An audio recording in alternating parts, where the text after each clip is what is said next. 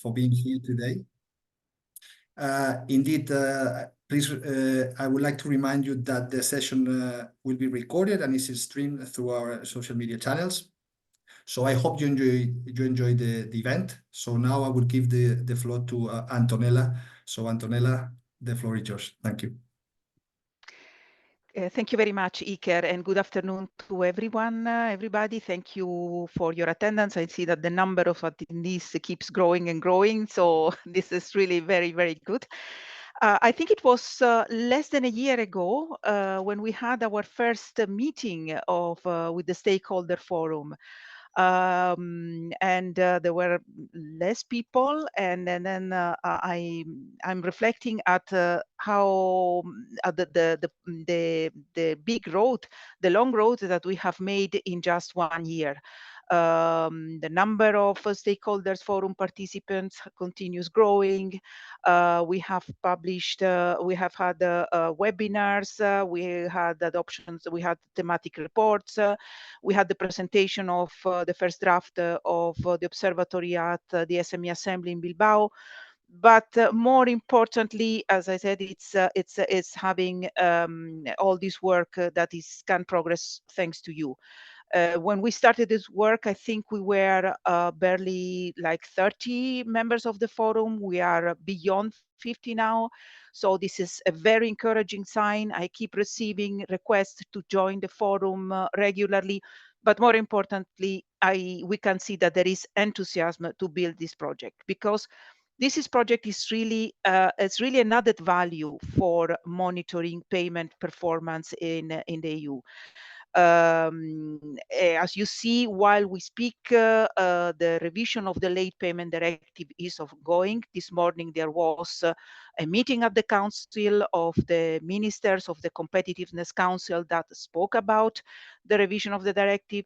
And as you can see, it's something that will become more and more topical. If you follow the works in the Parliament and you had the time to look at the amendments that were tabled by the Parliament, these are public documents anyway, you could see that some of the amendments that were proposed concern the setting up of a permanent EU observatory. And I can really say that this is due to the work, the valuable work that you and with SEPS, ESMEA, we all have been doing together. So thank you very much. And let's continue, because I think we can really give an added value in fighting late payments. I will now leave the floor to Cinzia from our contractor SEPS. She will present the result of this report. And then I'm looking forward to the panel discussions, because really we have very interesting speakers this afternoon. So thank you very much again for your participation today. Thank you very much. Sorry, thank you very much, Antonella. Yes, indeed, Cynthia, please go ahead. Thank you very much, Antonella, and thank you very much, Iker, and good afternoon, everyone, also from my side. So what I will try to do in just a few minutes is to try to present the main elements and the key findings of the annual report of the EU Observatory. It was mentioned already by both Iker and Antonella that the observatory was established less than a year ago. And the observatory has basically 4 main purposes. We want to collect, validate, and consolidate all the data available on late payments, mapping all documents and initiatives that are related to late payments in the EU, do analysis in terms of trends and developments based on the data. And then last but not least, we want to do dissemination activities and to raise awareness around the issue. And for this last objective, the role of the forum is of course crucial. The participants, the members of the forum have been providing information, validating information, and of course helping us in validating. So within the EU Payment Observatory, we have a number of outputs and deliverables, and Antonella mentioned them. There will be many coming actually in the next weeks. But one key output is the annual report. And what I want to highlight today is that the report that we produced during this first year is essentially based on two parts. The first part is really looking at the data available at the EU level to have really an overarching overview of the situation, and then country level analysis. In my presentation, I will remain only at the European level, but all those who are interested, please take a look at the document that Beatrice has shared. There is a link shared in the chat, and there you will find quite detailed information at the country level. The second part of the report and also of my presentation is essentially looking at the kind of policy initiatives, mostly at government level, but also sometimes private level initiatives that are related to basically fighting late payment. Next slide, please. So just to give you an idea of what we have been doing during this first year is we have been looking in identifying data sources, and we came across more than 100 different data sources. From these 100, we focused approximately on 40 data sources, which are considered to be the most reliable ones. And among these 40 data sources, some of them are national. From an EU perspective, the three most important are CRIBIS, Intrum, these are private data sources, and then SAFE, which is basically the survey on access to finance of enterprises, which is conducted by the European Commission and the European Central Bank. And we have been looking essentially at 4 categories of indicators: payment performance, payment times, elements which can tell us something about the drivers, so why late payments are happening, and the impact on late payments. And last but not least, the attitude on policy, so what kind of policy are being designing, and remedial measures to basically try to find a remedy when a late payment happens. Next slide, please. So one key element, I think this is crucial, and we will have a discussion later also with the panel, is that data is limited. The reality is that most member states, about half of the EU member states, do not have a dedicated national sources. And the other limitation that we observe in the data is that they're quite heterogeneous in scope, coverage, and methods. So if we want to measure, for instance, a time of payments and to measure the delay, actually this measure is defined in a different way, for instance, across different countries. In terms of the coverage of the data was mentioned earlier by Iker, we look at both business to business and government to business. And what we know is that government to business are particularly limited, and only a handful of countries actually have reliable data. Next slide, please. Now, in terms of key findings, based on the analysis of the data, which by the way refers to 2022. So we look at the trends, we cover about 5 years, but our main focus is clearly on 2022. What we observe is that in 2022, there was slight deterioration in the payment performance, so a slight increase in the percentage of payment with a delay. But this was quite surprising at first sight, I have to say, much lower than in 2019. And I'll come back to this in a moment, but it's very likely that the policy measures that were put in place during COVID, but also during 2022, in response to the energy crisis to support liquidity in enterprises may have actually had a positive impact, despite the deterioration of the economic situation in terms of payments. The other key element that we observe is there is a strong cross-country difference. So late payments are actually very large in some countries, for instance, in Poland, and much less in countries like Netherlands. So the map gives you an idea of how heterogeneous is the picture. And in terms of trend, some countries actually experience quite an important deterioration, despite the fact, as I said, that the overall situation is rather stable or very minor deterioration. Overall, the average payment period has increased by 4 days, from 51 to 55 days. Next slide, please. Another set of key findings relates to 3 elements: size, sector, and G2B data. So what we find in quite clear-cut way in the data is that size matters. In general, a bigger company tend to pay little than smaller company, and Italy stands out as quite an exceptional case in this respect, with basically having 53% of micro companies paying on time, while only 13% of large companies are actually paying on time. When it comes to the sectors, there is actually a lot of heterogeneity across sectors and across countries. However, also here, a couple of sectors stands out. Financial sector tend to be the most disciplined, let's say, while the transport sector stands out as being the one where late payment are most frequent. And then, again, another element that we'll probably discuss later during the panel is that despite data for G2B payments is actually very limited, it seems that governments take longer to pay than private company.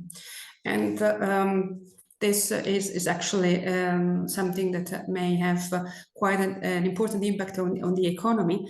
And here I have to say, despite the fact that some countries try to really put in place measures to reduce time of payments of governments. Next slide, please. Another set of findings relates to inflation. We know that 2022 was an exceptional year by inflation. We had double-digit inflation in most countries, and this was quite exceptional if we look at the last 30 years. So, for instance, in the surveys, it was asked whether inflation was actually a problem and resulted in an extension of the payments. And here, actually, we find quite contradictory results, at least to some extent, because the perception is that actually inflation was a driver. So in the survey, it was considered one of the elements leading to an increase in the time of payments. While in the data, what we saw is that actually this increase was relatively limited. What we also get from the survey in a very clear-cut way is that there is a sort of domino effect. The more we have late payments in the economy, the more late payments that will follow. And this is basically because companies which are subject to the late payments tend to delay their own payment, so leading to a sort of spiral. And then last but not least, we know that basically delays in payments can lead to a liquidity squeeze. What we observe is that in 2022, this was perceived less to be the case, so a threat to survival, so a very big threat. Again, this may be a result from the fact that governments intervene quite a lot through liquidity support. However, it was clearly identified as one of the key obstacles to expand business. So more than half of the companies actually say that late payment are obstacle to expanding a business and to digital innovation. Next slide. Now, let me move to the second part of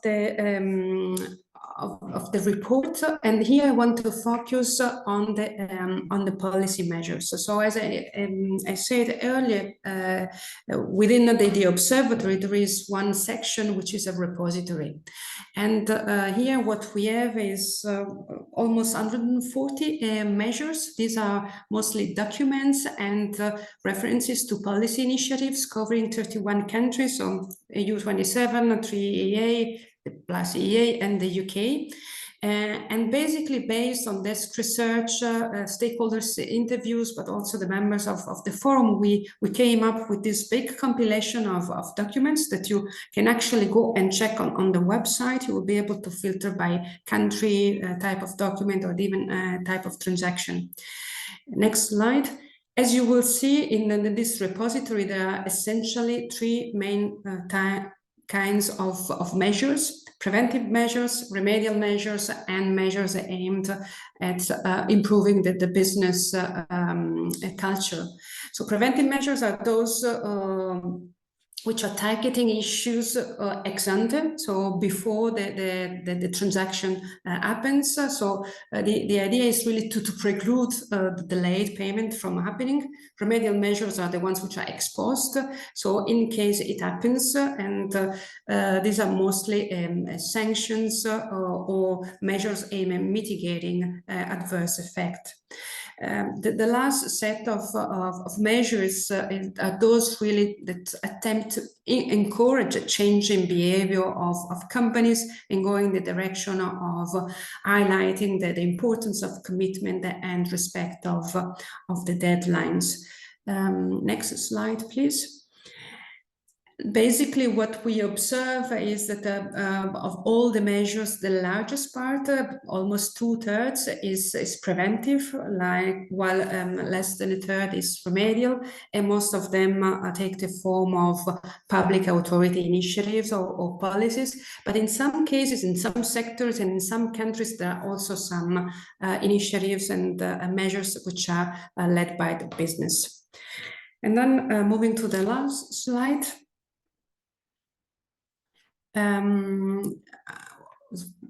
Not the last, the one before the last, and maybe it's interesting to give some examples, some more detailed example of these measures. I mean, among the preventive measure, and something that has been adopted actually by quite some countries, is that imposing like stricter payment terms. So this is also something that's been considered basically by the European Commission in the revision of the directive. The setup of observatory, like the European one, but we know that, for instance, some countries have national observatories, and they seem to be quite successful. The adoption of e-procurement or invoice. Well, for the remedial measures, very often these are basically measures that aim at enforcement, and this can take the form of administrative sanctions or compliant measures, but also naming and shaming, like repository with the names of the companies which tend to be late in payment. And then last but not least, the ones aiming at the payment culture is essentially voluntary codes. There are some countries in which actually this has been quite successful, or at least they're associated with good performance of payment. And then I'm going to the last one, last slide. What we also added is two specific elements which were contained in the SAFE survey. So access to finance of enterprises, which are specific of the survey conducted in 2023, therefore data for 2022. And it relates to cross-border trade. And basically what it was observed is that actually SMEs engaged in cross-border trade are more likely to suffer from late payment compared to those non-exporting. And then the very final point is that the SMEs affected by late payments are sometimes sometimes more difficult to access credit. Basically, this is can be associated to fear of rejection of a loan, banking loan, or a credit because of being exposed to late payment. And I will stop it here. Thank you very much. I'm happy to offer clarifications in case there are questions. Thank you. Thank you, Cynthia. Thank you very much for this detailed presentation. I would like just to insist and encourage participants to raise the questions in the Q&A. We will deal with them after this coming panel discussion. So a lot of information on this report, indeed. So I think that to complement this detailed assessment, and also to dig a little bit further into some specific cases and perspectives, we wanted to have this panelist today to discuss on this hot topic of late payments. So we are really delighted to have the presence of Miriam Salomons. She's a policy officer at the Ministry of Economics of the Netherlands. Also, Jesus Rueda and André Jacinto representing MedTech Europe. Jesus Rueda is Director General of Strategies, Special Projects and International Affairs at MedTech. And André Jacinto is International Affairs and Project Lead of AporMed in Portugal. And last but not least is Anna Zabroska-Averianov. She's a Global Senior Economist at Intrium. So I would like to start with Anna.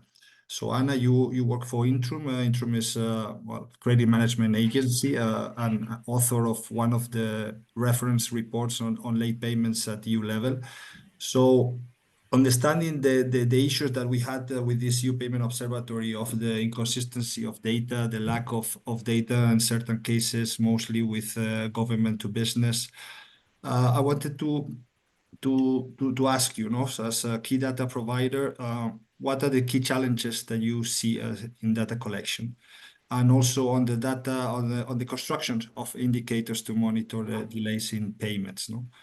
What would be needed in your view to make the EU Observatory more effective?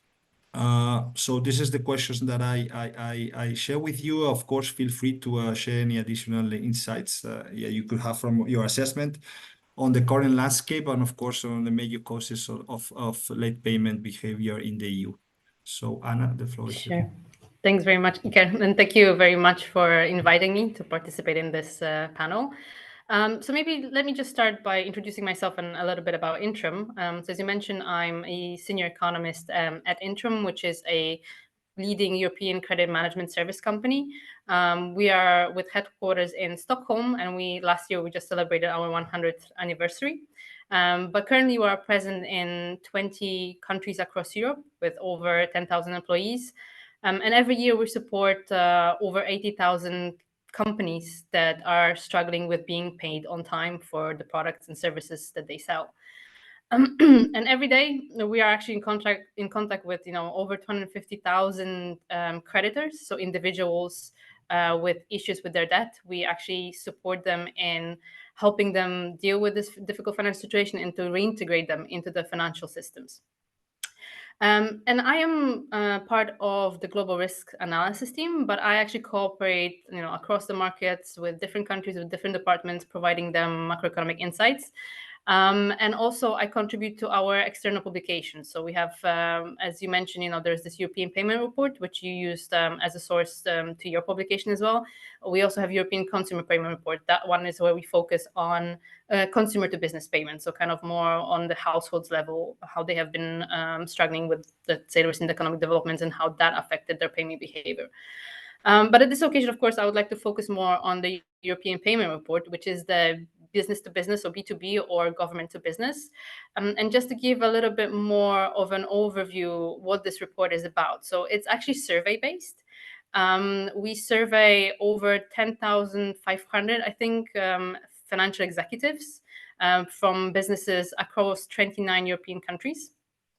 Across 15 industries. So also that kind of allows us to have this cross-industry analysis. And that also includes, for example, which businesses are in the government sector.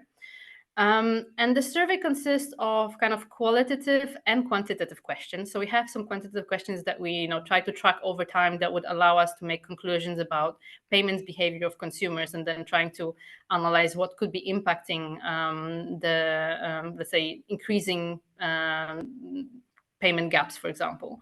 And also some qualitative questions like that are specific to some economic conditions. So for example, we had some questions specific to COVID pandemic. Last year, the questions that we added were kind of focused also on the cost of living crisis. So, for example, there was a new question that we didn't have before, was about kind of businesses struggling with increasing labor costs. I think this is something that has been quite important at the beginning of 2023. Where kind of not surprisingly, when employees were faced with the cost of living crisis, they started to ask for quite high increases in their wages, and that clearly came out of the survey. We had 85% of our respondents indicating that yes, they already had been approached by the employees, or they are expecting this to happen anytime soon. But overall, we do try to keep some of the questions consistent so that we could track them over time to be able to see what are the trends in payments behavior. And for example, one of the key ones that we ask our respondents is whether they have been asked to extend payment terms. And we clearly see that over the last couple of years, this has been increasing. For example, when you look at large corporations, yes, 54% of our respondents said that they have been approached by a large corporation to extend their payment terms. That was in 2021, and that has risen to 66% in 2023, or kind of early 2023. Maybe I forgot to mention that actually our survey, the period where we asked the questions was between November 2022 and March 2023, and then we published it in May 2023. So we call it EPR 2023. You kind of refer to it as 2022. So I'm sorry if there's a little bit confusion about the years, but I think we're talking more or less about the same developments. The other thing that we also ask and we try to track over time, for example, is the question about how long does it take for your typical corporate customer to pay their invoice. And we see also here some trends. For example, in 2023, so in last report, it was 56 days, and that increased from 53 in the previous year. And I think this is something that came out also kind of in your report, is that the governments or kind of public institutions, unfortunately, are here a little bit of a laggard, because we can see also those sectoral differences, and the payment terms for government have been the highest, actually. At least that's what we found. So, we try to track those things over time with our survey responses. And we also see that there is this kind of, late payment loop, because we also ask how the businesses are behaving towards their suppliers. And again, here we have seen the increase of the respondents that admitted that, yes, they do pay their suppliers later than they would even allow their customers to pay. And that has increased, I think, to almost 40% from 30%. So, I think the EPR does provide some interesting conclusions. We can definitely see the trends, and I think those kind of reports do allow us to provide some kind of indication on the sentiment, or where the businesses are worried some developments are happening and where kind of policy should potentially focus. But I think it's important to know that there are kind of caveats relying on survey-based data, right? It is inherently biased. So, very often the respondents can be biased to some degree. They might not necessarily respond truthfully or to their best knowledge as well. So there might be also this kind of bias that they don't even realize. Plus, these are the estimates. So we kind of ask them to estimate for us, okay, for example, how many days or how many hours per week do you think your business is focusing on late payments? And we get some kind of estimates from them. And on average, it came out that it's about 10.5 hours per week, for example, across Europe. But of course, these are internal estimates. There can be some margin of error. Plus, there can be also some reporting error once they start kind of providing us the data. So I think, those kind of reports can be very useful in analyzing the trends, but especially focusing on specific data points and then being able to make some statistical analysis that could show you some impact of, for example, specific policy changes is very tricky. So it'll be very difficult to kind of rely on such a data purely and be able to provide some kind of deep dive impact analysis on potential changes in regulation. So I think in terms of what would be the best solution, of course, would be to have, kind of invoice level data that we can track across Europe. Some kind of system that can rely on the payments themselves, so that could be tracked to see when the payment, for example, when the invoice was established and when the payment actually occurred. That would be, in perfect world, if we would have such data across Europe, or at least across the EU, to be able to track it. I think that would be, of course, the perfect world where we could really see what are the payments behaviors, how this is changing over time, and whether, changes in regulation or some kind of standards that are being introduced, whether that is really affecting those kind of, for example, late payment issue. Because definitely Europe is facing late payment issue, and we do see it from the data that we are able to collect. But at the same time, as I mentioned, it's, kind of survey based. So especially as an economist, I definitely like to rely on kind of hard data to be able to provide kind of conclusions and also then proposals for policy. Thank you very much, Anna. Indeed, a few things just to highlight what you mentioned. So on the consistency, allowing for consistency on the metrics that are analyzed in order to be able to measure trends, and of course, the difficulty to take conclusions with survey-based data. Indeed, so in a perfect world, to be able to have the transparency on knowing exactly what the transactions have been made and have been paid will be indeed ideal. I was also just thinking that based on that consistency will also be good, because some of the difficulties that the contractor has faced was comparing data from different data providers. That we also see that the ways of collecting and the information that were collected were a little bit different. So it was extremely difficult to compare because of that, of the categories and the information that were collected were a little bit different, therefore very difficult to compare. So, okay, thank you very much for your input. I would now like to move on to the next speakers. Jesus and Andrea Jacinto for MedTech Europe. So MedTech is the trade organization representing the medical technology industries in Europe. So we just spoke, and Cynthia were highlighted with the limited data that we have, that seems like governments are the ones paying later and have the worst performance, even if some countries are putting together some measures to combat this. We would like to ask you, how you can illustrate the experience of the medical devices sector that you represent, and why it's so important that the governments pay you on time. And what do you think, setting an independent observatories at country level will help or not address these problems? So Jesus, the floor is yours. Thank you. Thank you very much, Iker. Just a few words of introduction to the sector to lay a little bit of the ground. The medtech sector fundamentally operates in the healthcare space, where we provide all of the kind of equipment that you would normally see in a hospital that's not a medicine. So everything from tongue depressors, hospital beds, diagnostic equipment, implants, and so on, it's all covered by the medtech sector. So in practice, our major customer in most European, across all European countries, is actually government business. So we do have this relationship that's very important. And the other thing that's particular to the medtech sector is that even though we do have a few very large corporations that are a part of the sector, by and large, 95% of the companies involved are actually SMEs that specialize in particular medical solutions. So for us, this late payments issue is something that we've been struggling with for many years, and we welcome this opportunity to provide some feedback. And I'm going to let my colleague Andrea Jacinto now provide you some insights of the specific examples of what we have seen and what we have been dealing with over the course of this time. Andre, please. Thank you, Jesus. Good afternoon to you all.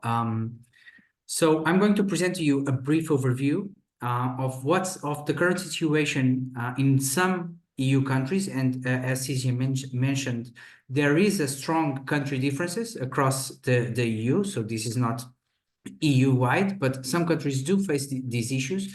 And as you know, late payments hurt all suppliers, and especially do so to SMEs. But since over 90% of medtech companies are SMEs, that means that in these countries where I'll venture and say that extremely late payments occur, many times these companies need to pursue financing mechanisms in order to continue operating, such as bank loans or factoring, etc. And we also see that there is an imbalance between the duties of the companies and the states, where companies still need to fulfill all their obligations on time, for instance, paying VAT, many times without having been paid by the state for the goods and services they provided. Also, there is no easy and clear pathway for recourse from companies if they believe there is an infringement by the states, as countries recognize late payments and DSO using different formulas and rules, which makes it difficult to compare and contrast different realities and identify potential infringements. Sometimes we even observe that there are constraints in the invoicing process itself, where public entities take a very long time to validate and accept the received invoices. And sometimes companies are even asked to waive their debts after an incomplete payment of the existing debt. Now, as MedTech, are considered essential healthcare products, it's important to consider that some countries have legal restrictions where companies may be prohibited from stopping supplying their products, even if the late payments become financially unsustainable. And lastly, there is not a widespread culture of claiming interests of the overdue debt by medtech companies to public hospitals, as they would have potential commercial consequences. And now we have a couple of solutions at medtech Europe that I'm going to give the floor back to Jesus to present to you. Thank you so much, Andre. So indeed, I mean, clearly in line with the work of the observatories, we need to have better transparency in late payments and a better understanding of the differences between the different member states and of what is happening in government to business late payments, which, as has pointed out, is perhaps the area where we're lacking the most data. Because this can lead to an improved enforcement of the late payment situations, and to help clarify the invoicing process. As Andre has mentioned, there are sometimes major concerns about companies that send an invoice and the invoice is not accepted until 3 or 4 months later, and then it's paid promptly after that point, but the company might have been waiting 5-6 months before receiving payment. So this is the kind of thing that needs to be sorted out. It would be useful to have more support for SMEs in particular. Sometimes, once the debt is significantly delayed by more than, say, 60 days or so, it would be useful to have some kind of mechanism of debt transfer to another institution, so that the SME would be able to collect that debt at that point, or at least part of the debt. We do know that some member states actually prohibit the transferring of debt owed by a government. So that's an issue that is kneecapping some of the SMEs and their ability to continue to operate. And really, there should be no waiving of the debt or of haircuts. And this is one of the things that, it's useful to track to see how much of that debt is expected to be forgotten or forbidden across the EU. And there is one particular issue which is quite dear to our hearts, because it impacts companies that are already struggling with cash flow because of late payments, when they are then expected to make VAT payments on invoices that have not yet been paid. So if there would be some kind of mechanism to defer VAT payments, and if that could also be tracked to understand how much of an impact that has on companies, especially SMEs, that could be very useful, because essentially when companies, especially small companies, find themselves into these late payment situations, cash flow becomes a major concern overall. And so these are some of the ideas that we have, some of the concerns that we have, and we would very strongly support the expansion and the reinforcement of the observatories, both at the EU and the national level, to be able to collect the data that would allow for effective action on late payment. Thank you very much, Jesus and Andre, for this inspiring analysis of your sector. I take a few things for reflection that I think they were indeed very appropriate. We were talking about delaying the invoice from government, that is sadly a common practice, and then in the statistics it shows that the payment has been done promptly, but indeed the company has been waiting for it. So how to tackle that and be able to apply policies that will avoid having that type of situations. And then as well on the VAT exemption and the way how to tackle VAT for invoices not being paid yet. So indeed, I think those two recommendations are very thorough, very relevant for this issue, and we take them very well on board. I hope that the participants as well. So thank you very much. Please keep with us for the questions and for the discussions afterwards. I would like now to give the floor to our last speaker. There's Miriam from the Ministry of Economics from the Netherlands. So as we heard in the presentation of the annual report, the Netherlands often appears as a very good case of payment performance. So I would like to ask you, Miriam, in your opinion, what are the measures that are key in avoiding late payments? And we know that the government has recently, your government has recently undertaken important legislative changes to address the issue of late payments, and we would like to know a little bit what was the rationale behind it and what were the main steps and expected impact of these new regulations. So thank you very much. Yeah, thank you, Iker, for this opportunity to speak on the panel.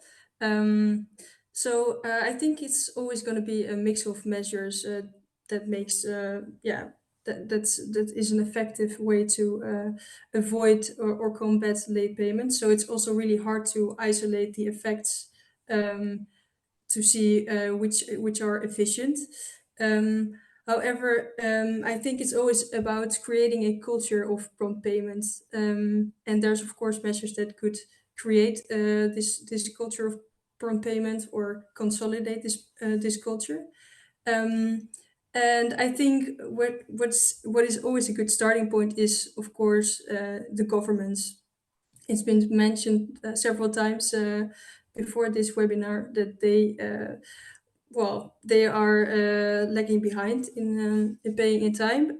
However, I think they have really they should set the example, and this starts by creating transparency about the payment terms.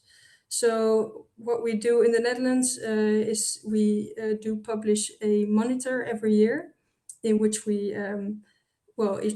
inform the parliament about the payment terms by the national government, but also other levels of the government, the local authorities.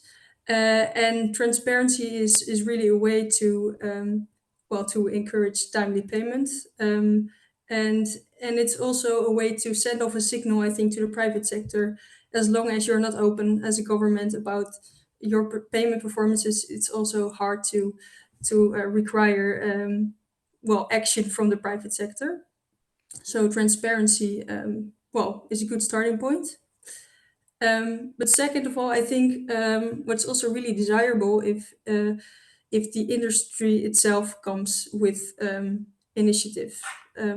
The annual report also mentions that there's a lot of countries in which there are codes of prompt payments, and I think if these measures are in place, this is also a really effective measure, because it also shows that it's part of the business culture, and it shows that it's also an opportunity for companies to show that they are a trustworthy business partner.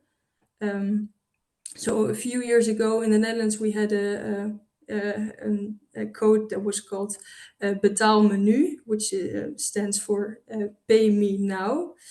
And in this self-regulatory initiative, large companies declared that they would pay their SMEs suppliers in 30 days.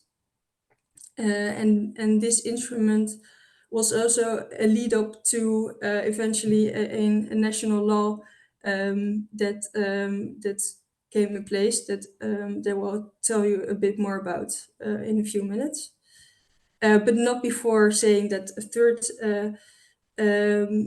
third type of measure I think is also really powerful is the implementation of strict payment terms.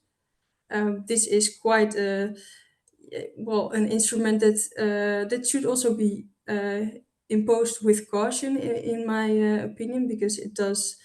It is a strong instrument. It does limit the contractual freedom between companies, so it should be applied in a proportional way, so where it's really necessary. And what we've seen also in the report, and Cynthia also mentioned it before, is that large companies across Europe are seen as are actually the worst payers. They pay their SME suppliers very late in a lot of cases. So we thought it would be proportional to impose a stricter payment term for large companies in relation to their SME suppliers. So I will tell you a little bit more about how this legislative process went in the Netherlands. In 2017, we did introduce a law that shortened the payment term from large companies to SMEs to 60 days. And this is a maximum that is stricter than the directive that applied in the EU. And well, that was because we've seen in data, and we always use data from credit rating agencies to see the trends in payment terms in B2B transactions. But we've seen reflected in this data that that there indeed is a power imbalance between large companies and SMEs, which leads to a lot of overdue payments. So in 2017, this law was introduced, and after that, the self-regulatory initiative was set up parallel to this law. So this betaalmenu code. So at that time, we had a law for 60 days from large companies to SMEs, as well as this code of prompt payment. But still, the progress that we saw was not deemed sufficient. It's always also good to bear in mind that it's also, of course, a political choice to introduce measures that are stronger. And so we had a parliament that pushed for even more progressive and more ambitious, so to say, measures. So in 2022, a year and a half ago, we introduced a law that introduced the post payment term for large companies to SMEs of maximum 30 days. Well, this law is still relatively new, of course, so it's hard to say something about the effects, but we could see a slight downward trend. I think it's positive because it really shows to SMEs that they have the support, that they can set stricter payment terms in relation to their large SME suppliers. So yeah, that's I think that's also in line with the advice of the Fit for Future platform opinion, which you may or may not be familiar with, but it's this also advised for the revision of the directive to explore tightening up these payment terms, specifically between large companies and SMEs. And I think that we in the Netherlands do have sort of a testing ground now to see how this will work out in the Netherlands, and perhaps, but that's still that is more of a political position also in the negotiations to see if this could be applied EU-wide. So yeah, we're really curious to see what this will lead to. Thank you, Miriam. Thank you very much for giving the perspective of your country. There's one thing that I find extremely relevant from your intervention. That is, at the end of the day, what we want is to change the payment culture. And we heard, as you mentioned, from the report that many of the measures in place are publicly led. But how about the private? Let's say measures, or the ones led by industry. And indeed, I think that for a country where you already have such initiatives, where industry was the driver to put together a more strict payment terms, in a way could be easier also to implement more strict laws. So I think that this is definitely a collaborative approach where most of the players need to put together in order to change the payment culture, and in certain countries could be easier than in others. But I would like to come back. I see on the question, sorry for all the panelists now, what do we have here on the questions and answers? I think that Okay, yes, I see. Yeah, on the slides, of course, we will share them with all participants after the event. So let me take the questions that we have received. So I will go for the first one that I see here from Fumamic. Okay, in the EA, the data focus on a few member states. For example, Spain, the delay was much worse than in Germany. Therefore, national experience is much shaped about the respective national situation and can be used to argue a problem for the whole of the EU. This is more a comment than a question. Let me see. I will just read the next two ones, and then I will open the floor for your reactions. This is one from Cara. This is addressed to you, Miriam. So the Dutch law of 2022 introduces the same deadlines as with LPR is suggesting. So 30 days applies to all large companies in the payments with SMEs, and they cannot deviate from that. Is this right, Miriam? No, so the proposal for the regulation suggests the proposal consists of a strict payment term of 30 days for all commercial transactions. So for transactions from governments to business, and for all businesses to other businesses. And this does not take into account the size of a business. So whereas in the Netherlands we have the flexibility still between SMEs, among SMEs,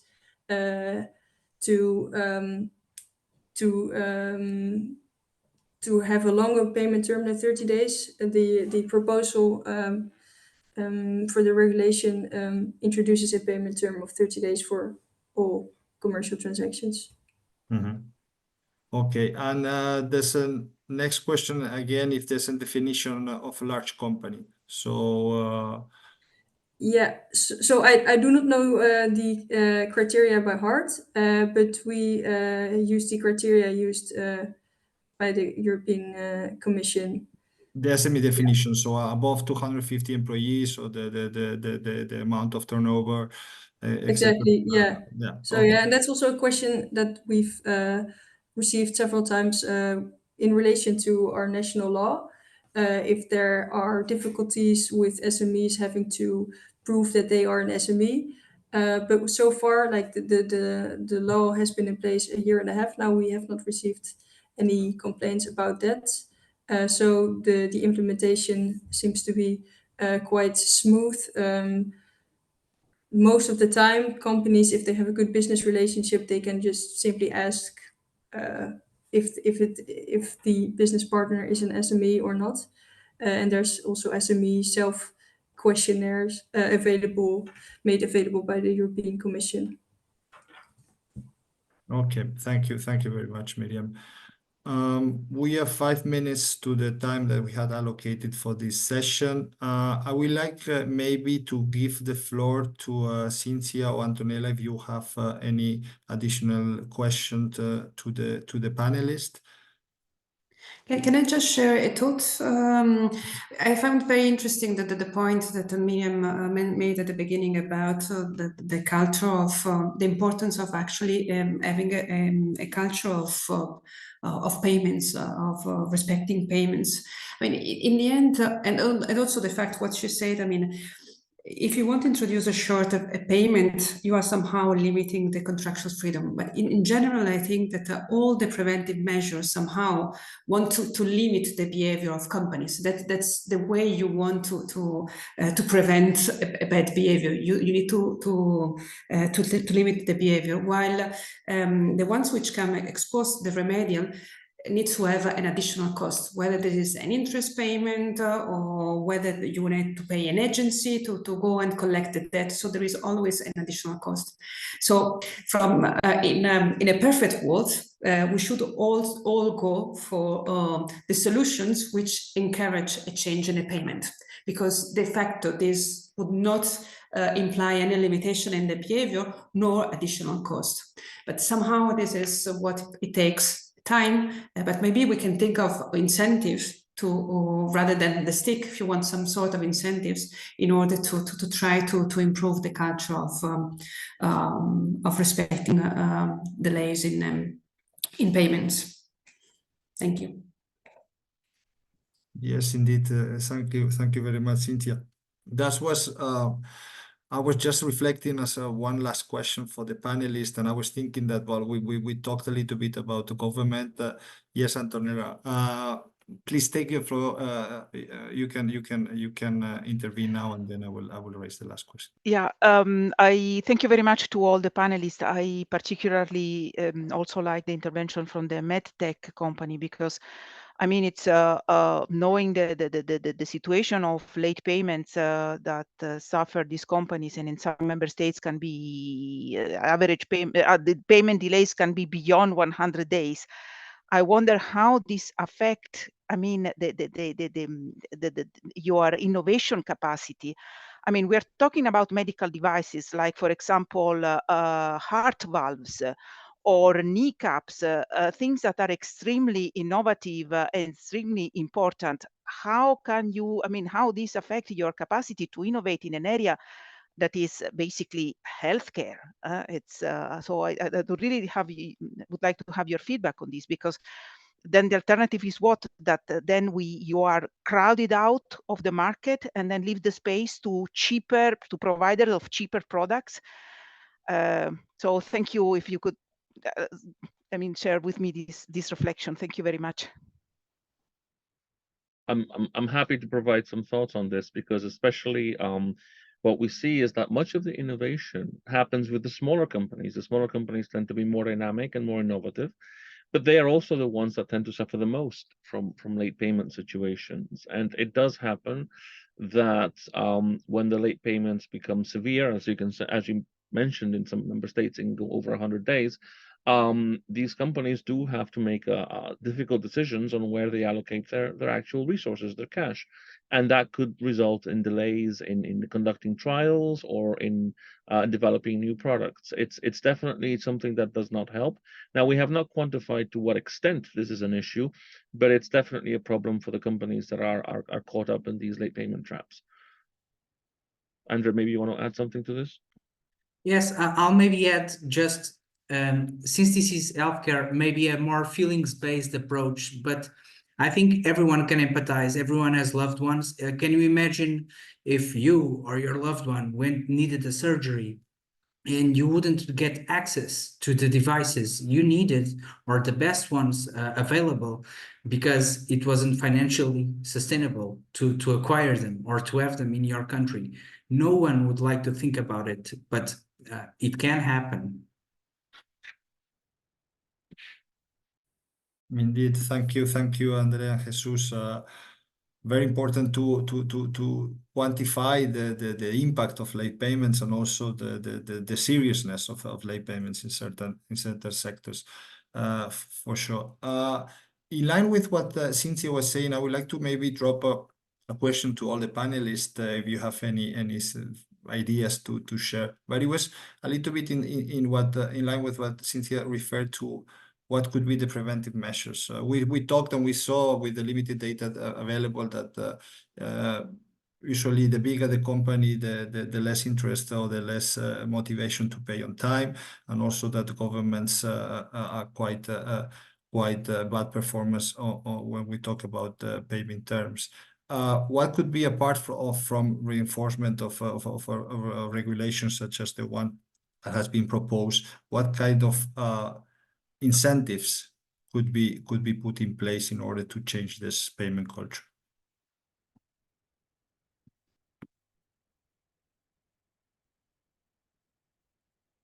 Anyone that wants to react? No? So maybe I would just share a reflection, because we actually found in our research, we asked the questions if the businesses do have a, let's say, code of ethics, for example. And it came from the data that those that did have this code of ethics, where they actually stated that they're committed to paying their suppliers on time, they were slightly less likely to actually pay late. So as you mentioned, there is this kind of standards that can come from, let's say, the industry, some kind of, to have this code of ethics, and that could be potentially taken into consideration by the ratings agencies, or when providing credit to the company, if they have this code of ethics that specifically states that they're committed to paying their suppliers on time. So potentially, kind of measures that could encourage businesses to actually commit on paper, let's say in their reports that they do commit to paying this price. Of course, then there has to be a verification if they actually do that later on, to make sure that really takes place. Thank you very much, Ana. Jesus, please. Yes, I mean, aside from the hard measures, I think that transparency and awareness of what's happening in late payments is very useful, and it can actually result in good results, because sometimes there are organizations that systematically pay late because they feel that everyone is doing it. And if you can show that they're actually outliers and the impact that they're having, that can help to change the payment culture. I think that the points that were made on having a good and diligent payment culture are very important to build that up, and being able to have trust in a system that you provide a service, you provide a product, you then send an invoice and you get paid is very important in developing the overall strength of the European economy. It's not just about the late payments issue that we're talking about here. Thank you very much, Jesus. Yes, indeed. Thank you. Anyone else? Yes, Miriam, please.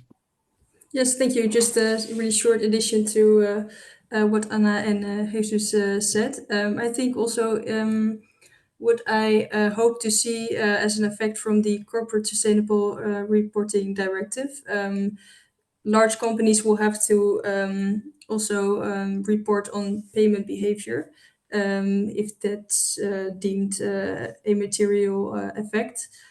So I also really, and that's something, it's not that's not something that we can push for, but that's already going to happen.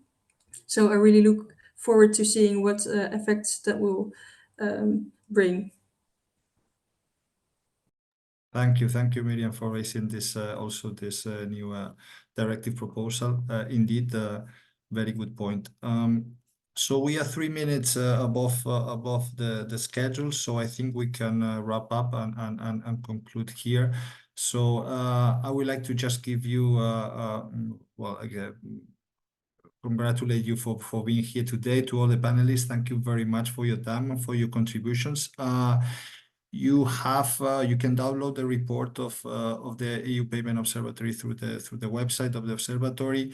Also, you can sign into the newsletter. We have periodical newsletter, and we will be publishing a new thematic report on invoicing. So in the following weeks, you will be receiving and getting this report on invoicing. So please stay tuned. We will continue having events and webinars during the year, and a final event in the last quarter of the year with hopefully also the first insights of this 2024 annual report. So thank you everybody for your time, and see you soon. Bye. Thank you. Bye. Thank you very much. Bye-bye. Thank you very much to all. Bye.